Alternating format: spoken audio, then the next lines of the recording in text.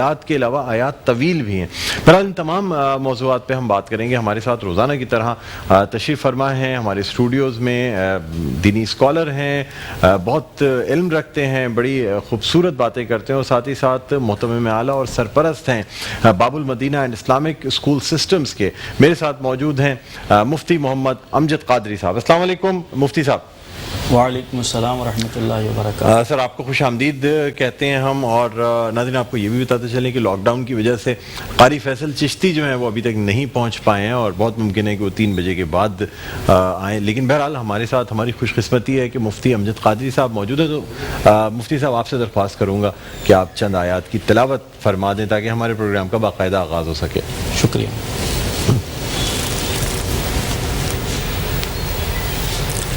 اعوذ باللہ من الشیطان الرجیم،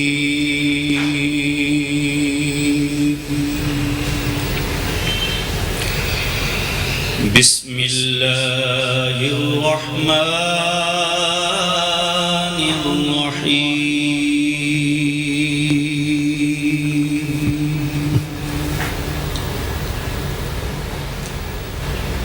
افحسبتم انما خلقناكم عبثا وانكم الینا لا ترجعون۔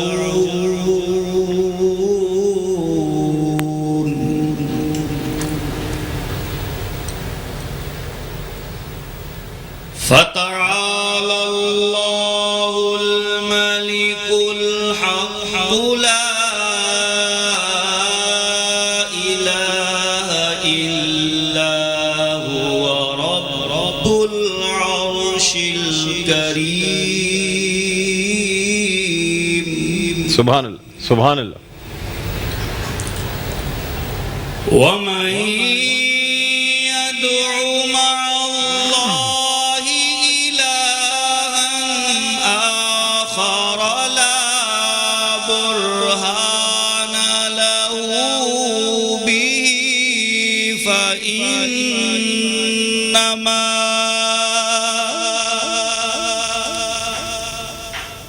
فإنما حسابه عند ربه إنه لا يفلح الكافرون۔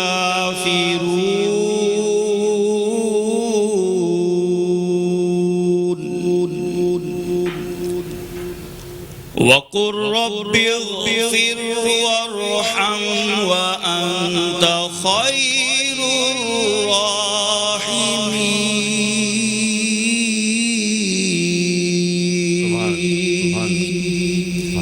آمنت بالله صدق الله العظيم۔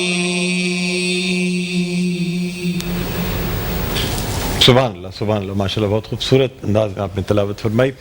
ناظرین الحمدللہ ہماری آج کی نشریات کا آغاز ہو چکا ہے اور ہمیشہ کی طرح جو ہمارا پہلا سیگمنٹ ہوتا ہے علم و آگہی، جس میں ہم خاص طور پہ کچھ مسائل پہ بھی بات کرتے ہیں، اور آج چونکہ سورہ الاعراف پہ بات کی جائے گی کہ اس میں کیا کیا مفتی صاحب سے جاننا چاہیں گے۔ ابتدا مختصراً پہلے بیان فرما دیجیے گا، پھر ہم ایک بریک پہ جائیں گے اور بریک کے بعد آ کے ہم تفصیلی گفتگو کریں گے سورہ اعراف کی ابتدائیے کے بارے میں۔ بسم اللہ الرحمن الرحیم۔ 8ویں سپارے میں سورہ اعراف شروع ہوتی ہے اور 9ویں سپارے میں ختم ہوتی ہے۔ مکہ المکرمہ میں نازل ہوئی 206 آیات ہیں۔ الف لام میم صاد، یہ جو حروف ہیں انہیں حروف مقطعات کہا جاتا ہے۔ ان کے معنی کسی کو نہیں پتا، بس اللہ تعالیٰ ہی ہوتے ہیں جن کا معنی اللہ تبارک و تعالیٰ کو پتہ ہوتا ہے۔ یہ اللہ تبارک و تعالیٰ اپنے رسولوں کو بھی عطا فرما دیتا ہے، یعنی عام انسان اس کی رسائی اس تک نہیں ہو سکتی۔ ایک بات۔ دوسری بات، الاعراف کسے کہتے ہیں؟ اعراف کے مختلف معنی ہیں۔ ایک معنی تفسیر کی کتابوں میں یہ بھی لکھا ہے کہ مشرکین کے وہ بچے جو نابالغی کی حالت میں مر گئے وہ جنت اور جہنم کے درمیان ایک جگہ ہے، ایک جگہ ہے جسے کہتے ہیں اعراف۔ آراف۔ یہ مشرکین کے بچے جو نابالغی کی حالت میں انتقال کر گئے، یہ اعراف میں اس جگہ میں رہیں گے۔ اس جگہ جائیں۔ یہ اعراف کا یہ معنی محدثین معنی یہ ہوئے۔ ٹھیک ہے مفتی صاحب، آپ سے مزید گفتگو کریں گے، یہاں ایک چھوٹا سا وقفہ لینا ہے، نیوز بریک ہے۔ ناظرین آپ کو یہ بتاتے چلیں کہ ہماری یہ نشریات آپ براہ راست دیکھ سکتے ہیں یوٹیوب پہ، میٹرو ون نیوز کے جو یوٹیوب پیج ہے اس پہ بھی آپ لائیو دیکھ سکتے ہیں۔ اس کے علاوہ ہمارا جو فیس بک پیج ہے اس پہ بھی یہ نشریات لائیو دکھائی جا رہی ہیں، تو اگر ٹی وی یا کیبل کی وجہ سے کوئی پرابلمز آ رہی ہوں تو آپ فیس بک یا یوٹیوب پہ یہ نشریات لائیو ملاحظہ کر سکتے ہیں۔ بہرحال ناظرین یہاں ایک چھوٹا سا وقفہ لینا چاہیں گے، نیوز بریک کے بعد دوبارہ آپ کی خدمت میں حاضر ہوتے ہیں۔ دیکھتے رہیے میٹرو ون نیوز کی ماہ رمضان المبارک کی خصوصی نشریات، آباد ہے رمضان۔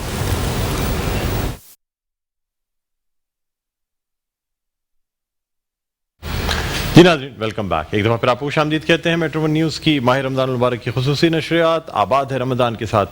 میں ہوں آپ کا میزبان ڈاکٹر بلند اقبال۔ بریک کے بعد ہم واپس آ چکے ہیں۔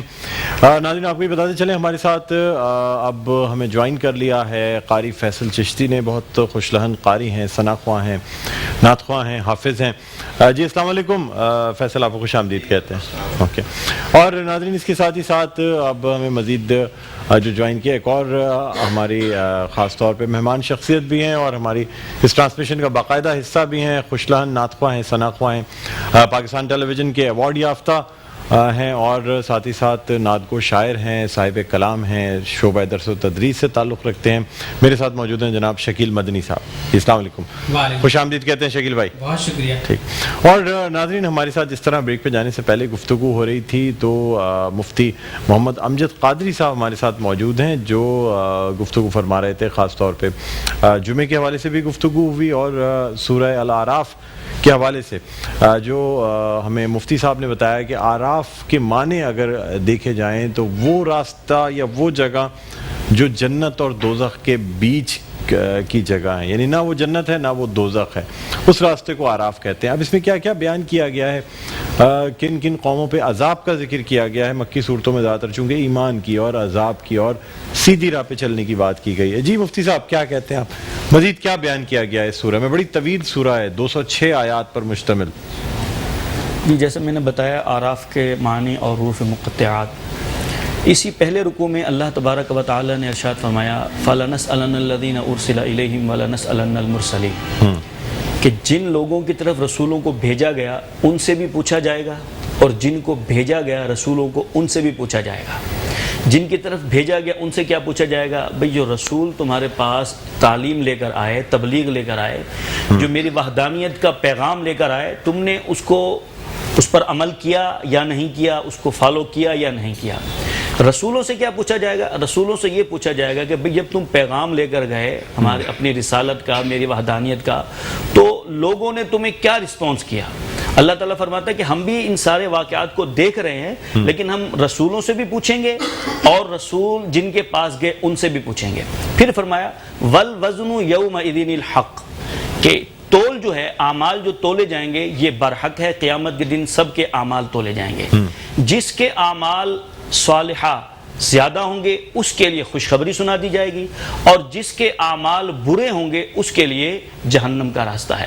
تو یہ رسول جو پیغام لے کر آئے، جنہوں نے ان کی بات پر عمل کر لیا، ان کی تبلیغ کو قبول کر لیا، ان کی رسالت اور اللہ کی وحدانیت کو مان لیا، تو وہ جنت میں چلے جائیں گے اعمال صالحہ کے بعد، اور جنہوں نے ان دعوتوں کو قبول نہیں کیا ان کو اٹھا کر جہنم میں ڈال دیا جائے گا۔ یہ قرآن کریم کے سورہ اعراف کی پہلے رکوع میں ارشاد فرمایا۔ اس سے آگے پھر مختلف قوموں کا ذکر ہے، حضرت نوح علیہ السلام، حضرت ہود علیہ السلام، حضرت صالح علیہ السلام، یہ سب اپنی قوم کے پاس جب پیغام لے کر گئے تو قوم نے ان کو جھٹلا دیا اور طرح طرح کے الزامات لگائے اور یہاں تک کہ تکالیف بھی پہنچائی۔ تو جب اللہ تبارک و تعالیٰ کے انبیاء کو تکالیف پہنچائی تو اللہ تبارک و تعالیٰ کے پیغام کو جھٹلایا انہوں نے، تو اللہ نے ان پر عذاب نازل کیا اور بہت سی قوموں پر مختلف قسم کے عذاب آئے۔ اور ایک بات میں آپ کو بتاتا چلوں، اس پوری صورت میں مختلف انبیاء اور مختلف رسولوں کو تذکرہ ہے۔ وہ رسولوں کے پاس جاتے، رسول قوموں کے پاس جاتے تھے تو وہ ان کو جھٹلا دیتے تھے، مختلف قسم کے الزامات لگاتے تھے، تو رسول خود ان کو جواب دیتے تھے۔ لیکن آقا دو عالم صلی اللہ علیہ وآلہ وسلم کی شان یہ ہے کہ جب آپ نے کفار مکہ کو تبلیغ کی، ان کو اعلان حق کا بیان کیا، انہوں نے بھی آپ کو جھٹلایا، لیکن حضور نے جواب نہیں دیا، بلکہ آقا کریم صلی اللہ علیہ وسلم کی طرف سے اللہ تعالیٰ نے جواب دیا۔ ایک واقعہ میں آپ کو بتاتا ہوں۔ حضور رحمت دو عالم صلی اللہ علیہ وسلم نے تمام کفار مکہ کو جمع کیا اور ان کو تبلیغ کی دعوت دی۔ تو ابو لہب جو تھا تو وہ جو ہے وہ بھی اس میں موجود تھا۔ جب حضور نے سب کو جمع کر لیا، جمع کرنے کے بعد آپ نے تبلیغ کا جب اعلان کیا تو ابو لہب نے کہا کہ تم نے اس کام کے لیے ہمیں جمع کیا ہے؟ تبًا لکا، اس نے حضور کی شان میں گستاخی کی، اور تبًا کا مطلب یہ کہ تمہارے ہاتھ خراب ہوں۔ تو حضور رحمت دو عالم صلی اللہ علیہ وسلم نے اس کو جواب نہیں دیا، حضور کی طرف سے جواب اللہ نے سورت کی نازل فرما دی، اور سورت کے انداز میں فرمایا تبت یدا ابی لہب وتب، برباد ہو جائیں ابو لہب کے دونوں ہاتھ، اور وہ برباد ہو گئے۔ تو یہ حضور کی شان ہے پورے قرآن پاک میں کہ انبیاء خود جواب دیتے تھے، حضور کو جب قوم تکلیف دیتی تھی تو حضور کی طرف سے اللہ تعالیٰ جواب دیتے تھے۔ واہ واہ سبحان اللہ، بہت خوبصورت انداز میں آپ نے بیان فرمایا۔ اچھا مفتی صاحب یہ بھی بتا دیجیے گا کہ یعنی ہر قوم میں وہ لوگ جو ایمان لے آئے ہوتے تھے وہ بچ جاتے تھے، اور باقی جو گمراہی کا شکار ہوتے تھے وہ ختم ہو جاتے تھے، اور اس کے بعد پھر قوم ہجرت بھی کر جاتی تھی؟ جی ہاں، جیسے حضرت نوح علیہ السلام کا بڑا مشہور واقعہ ہے کہ آپ پوری قوم کو دعوت دیتے رہے 900-950 سال، کشتی بنائی، پھر کشتی بنائی، اور لوگ جب کشتی کو دیکھتے تھے تو مذاق کرتے تھے، پتہ نہیں کیوں بنا رہے ہیں اتنی بڑی کشتی۔ تو پھر جو آپ پر ایمان لے آئے تھے آپ نے سب کو اس کشتی میں سوار کر لیا، اور اللہ کی طرف سے آسمان سے بھی پانی اترا، زمین سے بھی پانی نکلا، اور پھر وہ کشتی چل پڑی، اور جو اس کشتی میں سوار تھے وہ بچ گئے، اور جو سوار نہیں ہوئے تھے وہ ہلاک ہو گئے۔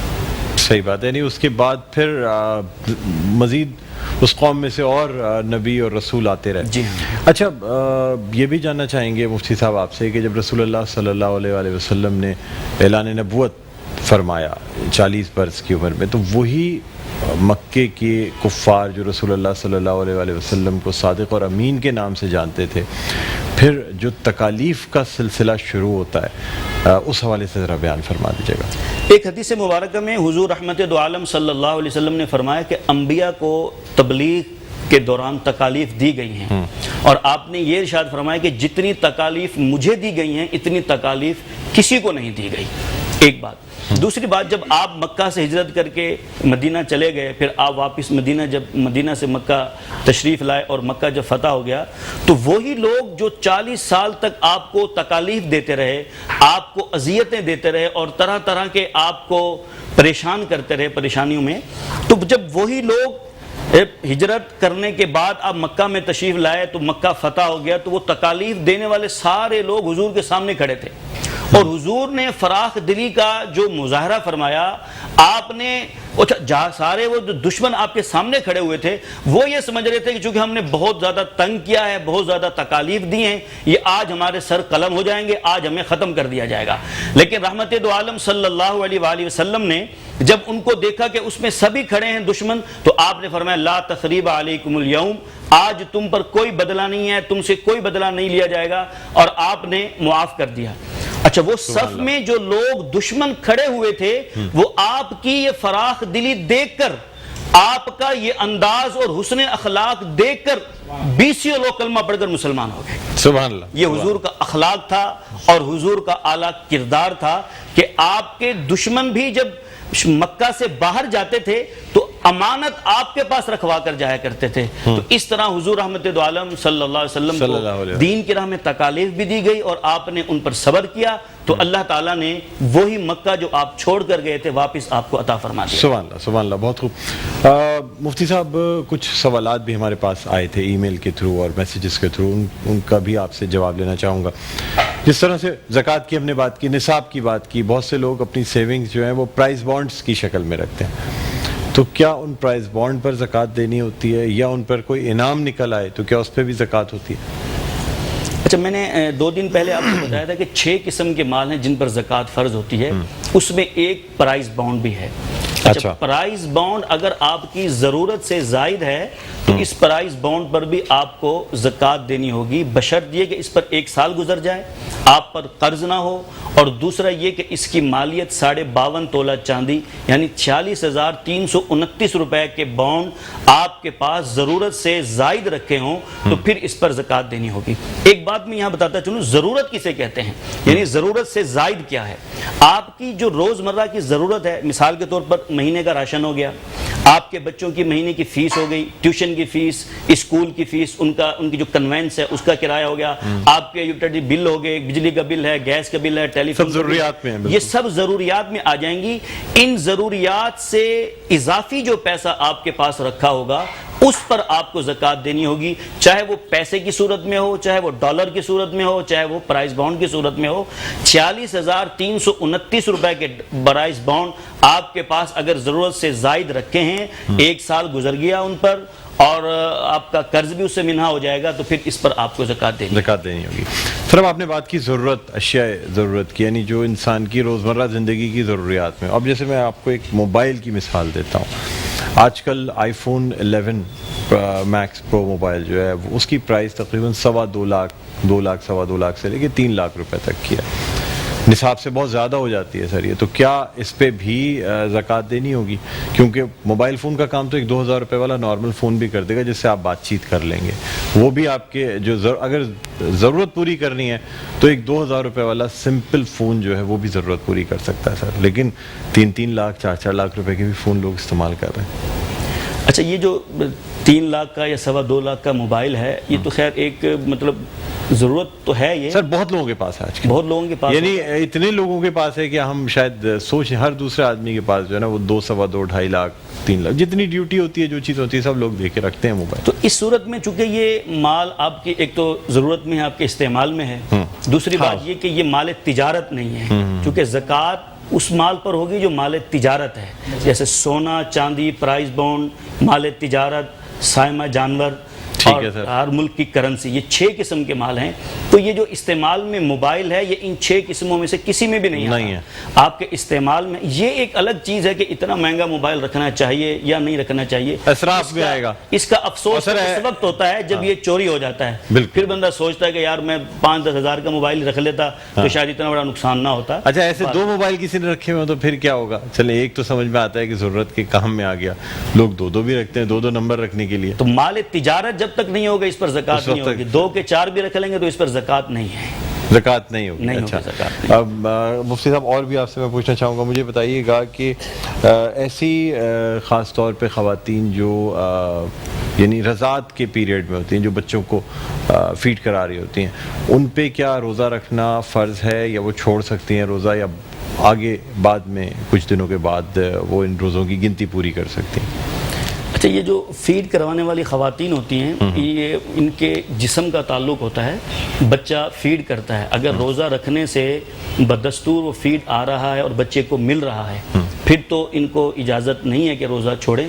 البتہ اگر روزہ رکھنے سے ان کی اپنی جان کو نقصان ہو کہ فیڈ دودھ نہیں بنے گا یا بچے کو دودھ نہیں ملے گا، اپنی جان کو خطرہ ہو یا بچے کی جان کو خطرہ ہو تو پھر روزہ چھوڑنے کی اجازت ہے اور اس کی بعد میں قضا کرنی ہوگی۔ ٹھیک ہے، مجھے آپ سے مزید گفتگو کریں گے، ایک چھوٹا سا وقفہ ہے ناظرین، وقفے کے بعد دوبارہ آپ خدمت میں حاضر ہوتے ہیں، کہیں نہ جائیے گا، دیکھتے رہیے میٹرو ون نیوز کی ماہ رمضان المبارک کی خصوصی نشریات آباد ہے رمضان۔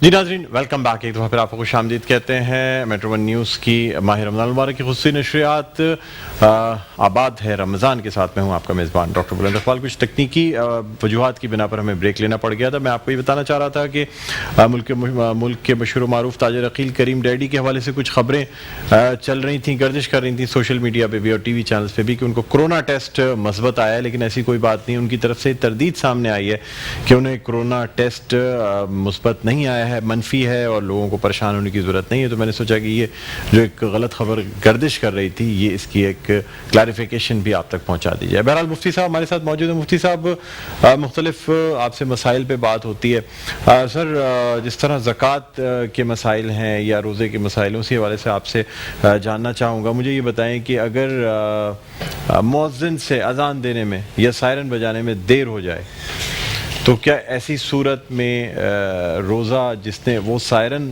سن کے یا اذان سن کے سحری ترک کی اس کا روزہ ہو جائے گا یا مکروہ ہو جائے گا؟ لیکن دو صورتیں ہیں، افطار کے وقت بھی یہ پرابلم کریٹ ہو سکتا ہے اور سحری کے وقت بھی. یعنی سحری کے وقت اس نے الارم دیر سے بجایا اور افطاری کے وقت جلدی بجا دیا، تو اگر سحری میں دیر سے بجایا تو ظاہر ہے کہ وقت نکل گیا اور آپ کھاتے پیتے رہے تو آپ کا روزہ اسٹارٹ ہی نہیں ہوا. جی. اور اسی طریقے یہ غلطی تو نہیں ہے نا سر اس کی جو اور اسی طریقے سے اگر افطاری میں اس نے جلدی بجا دیا، مثلا 7:03 پر اگر افطار ہے اور اس نے 1 منٹ پر بجا دیا تو 2 منٹ پہلے اگر الارم بجا دیا تو روزہ آپ کا ٹوٹ جائے گا. اور اس صورت میں غلطی بے شک مؤذن کی ہے، لیکن میں نے کل بھی کہا تھا کہ روزہ آپ کا ہے، آپ کو دھیان رکھنا ہوگا، مؤذن کو یا کسی اور کو دھیان نہیں رکھنا ہوگا. کیونکہ پہلے بچوں کی عادت ہوتی تھی، افطار پارٹی ہوتی تھی کہیں پہ تو کوئی بھی بچہ جو ہے نا اذان دینے لگتا تھا 10 منٹ پہلے ہی. تو ایسی صورت میں آپ کا روزہ جو ہے ٹوٹ جائے گا اور آپ کو قضا کرنی ہوگی. کفارہ بار کے اب لازم نہیں ہوگا، آپ کو ایک روزے کی قضا کرنی ہوگی. لیکن پھر بھی خیال یہ رکھنا چاہیے کہ اپنی طرف سے بھی انسان ہر طریقے سے اس بات کا اعتماد یا یقین کر لے کہ واقعی روزہ کھلنے کا ٹائم ہو گیا ہے تو پھر روزہ کھلا جائے. اچھا، اگر بہت سے لوگ، میں نے یہ بھی دیکھا ہے کہ روزہ کھل جانے کے بعد بھی، یعنی اذان ہونے کے بعد بھی 1-2 منٹ جان بوجھ کر ویٹ کر رہے ہوتے ہیں کہ شاید کوئی وقت میں یا ان چیزوں میں کچھ غلطی ہو گئی ہو یا اور کچھ ہو، تو سیف سائڈ کے لیے 5 منٹ پہلے یا 4 منٹ پہلے سحری ترک کر دی جائے اور روزہ کھلنے کے یعنی افطار ہونے کے 2-3 منٹ بعد کھجور کا. یہاں یہ بھی کہا جاتا ہے کہ بھائی 1 منٹ 1 لمحہ اگر ضائع کر دیا اذان کے بعد اللہم انی لک صمت کہہ کے نہیں اگر کھجور کھائے تو روزہ مکروہ ہو جائے گا. سر انسان کیا کرے پھر یہ بتائیں. نہیں، ایسا نہیں ہے، 1-2 منٹ سے کوئی فرق نہیں پڑتا. 1-2 منٹ پہلے آپ اگر روزہ بند کرتے ہیں تو یہ احتیاط ہے. چلتے ہوئے ٹریفک کے اوپر رک کے لوگ اسی وقت پانی کے لیے بھاگ رہے ہیں اور جلدی سے کہ بس روزہ کھولنے ورنہ مکروہ ہو جائے گا. اتنی سی دیر میں مکروہ نہیں ہوتا. 1-2 منٹ کتنی دیر میں مکروہ ہوتا ہے؟ جب اتنی دیر ہو جائے کہ ستارے نکل کے نظر آنے لگ جائیں تب جا کے روزہ مکروہ ہوتا ہے. نماز بھی مغرب کی اس ٹائم مکروہ ہوتی ہے. تو 1-2 منٹ کا یہ احتیاطی پہلو ہے. 1-2 منٹ پہلے بند کیا جاتا ہے اور 1-2 منٹ بعد کھولا جاتا ہے. یہ احتیاطی پہلو ہے، اس کے کرنے میں کوئی مذائقہ نہیں ہے. ہاں، اتنی تاخیر کر دیں کہ ستارے نظر آنے لگ جائیں، اس صورت میں روزے کے مکروہ ہونے کا حکم ہے. زیادہ ٹھیک ہے. بہت شکریہ مفتی صاحب، آپ تشریف لائے. بہت سیر حاصل آپ سے گفتگو رہی. قاری فیصل چشتی صاحب ہمارے ساتھ موجود ہیں. آج تاخیر سے آنے کی وجہ سے ہم نے سوچا ان کو کلام کی زحمت دیتے ہیں، مختصر کچھ چند اشعار پیش کر دیجیے گا، پھر ہمیں بریک پہ جانا ہے. ناظرین، اسی کلام کے ساتھ ہم بریک پہ چلے جائیں گے. سیدی یا حبیبی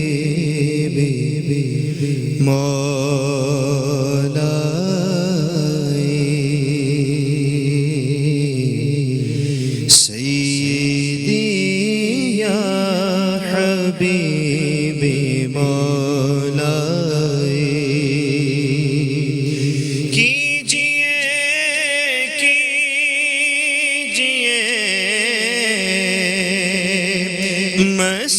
مسیحا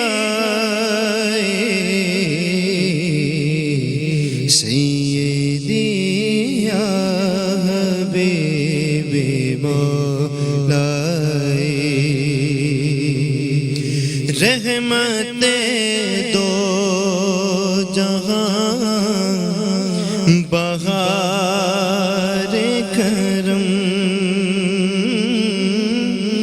رحمت دو جہاں بہار کرم، ہے فقط آپ ہی سے میرا بھرم،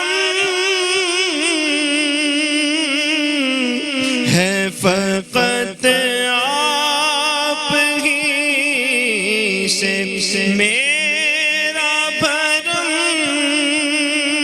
آپ ہیں جان و دل کی رانائی، سیدی یا حبیبی مولائی، اور ہر طرف سے غموں نے گھیرا ہے، ہر طرف سے غموں نے گھیرا ہے، اور زندگی میں بڑا